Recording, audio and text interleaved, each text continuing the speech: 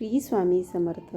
काय म्हणताय? रांगोळी काढायला आवडते, पण नवीन डिझाईन कशी बनवायची लक्षात येत नाही. तर हा व्हिडिओ तुमच्यासाठी आहे. व्हिडिओ शेवटपर्यंत नक्की बघा.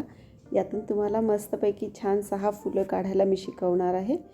स्वागत आहे चला तुमचं श्रुती जिको क्राफ्ट या माझ्या यूट्यूब चॅनलमध्ये. तर आपण काय केलेलं आहे, एक बांगडी ठेवलेली आहे आणि बांगडीच्या अवतीभोवती गोल डॉट्स टाकून घेतलेले आहेत. एका चमच्याच्या साहाय्याने त्याला थोडंसं दाबून प्रेस करायचं आहे आणि ओढून घ्यायचं आहे. अशा पद्धतीने मध्ये जो गॅप राहिलेला आहे तिथे थोडीशी रांगोळी टाकून तो फिल करून घ्यायचा आहे. त्यानंतर टूथपिक घेतलेली आहे आणि टूथपिकच्या साहाय्याने ज्या पाकळ्या आहेत त्या वेगवेगळ्या केलेल्या आहेत की ज्यामुळे त्याचा आकार तुमच्या लक्षात येईल. ओके. त्यानंतर आपण थोडासा मध्ये एक काळ्या रंगाचा डॉट टाकून घेतला आहे आणि साईडनी ऑरेंज कलर आपण त्याचे पण डॉट्स टाकून घेतलेले आहेत. अशा प्रकारच्या टूल्सनी किंवा तुम्ही बोटाच्या साहाय्याने बाकीचे ऑरेंज कलरचे ठिपके थोडेसे दाबून घ्यायचे आहेत. चला आता दुसरं फूल बघूयात. ही सगळी फुलं वेगवेगळी आहेत आणि काढायला अगदी सोपी आहेत. एक बांगडी वापरली तर तुमची फुलं एकसारखी होतील.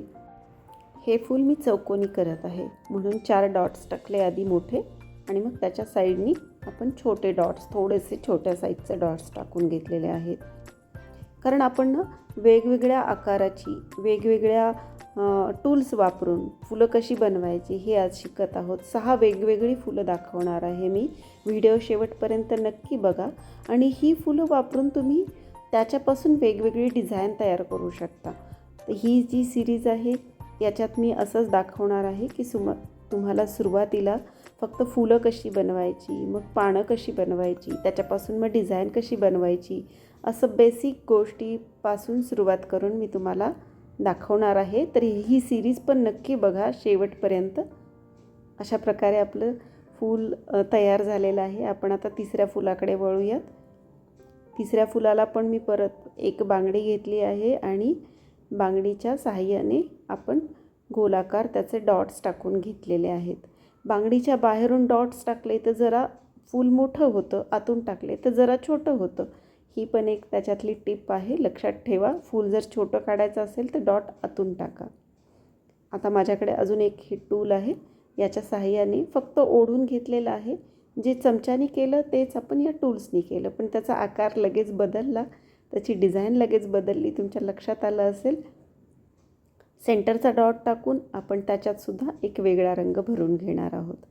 आता चला वळूयात आपण पुढच्या एका फुलाकडे. आता छानपैकी पिवळा रंग घेतला आहे आणि बांगडीच्या अवतीभोवती परत गोलाकार असे डॉट्स टाकून घेतलेले आहेत.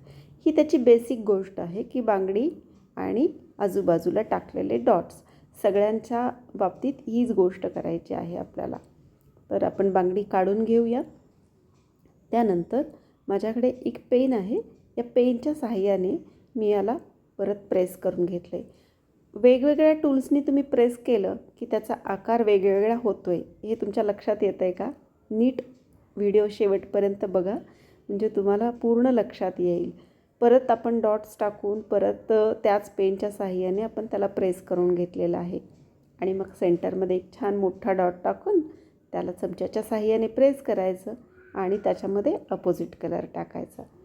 किती सुंदर फूल दिसतं आहे. हे जर तुम्ही ऑरेंज कलरमध्ये केलं आणि येल्लो असे 2 केले ना तर तुमची छानपैकी अशी झेंडूच्या फुलांसारखे ते फुलं दिसत आहेत. आता आपण परत पांढऱ्या रंगाचे करून घेणार आहोत. तुम्ही माझ्या चॅनलवर नवीन आहात का?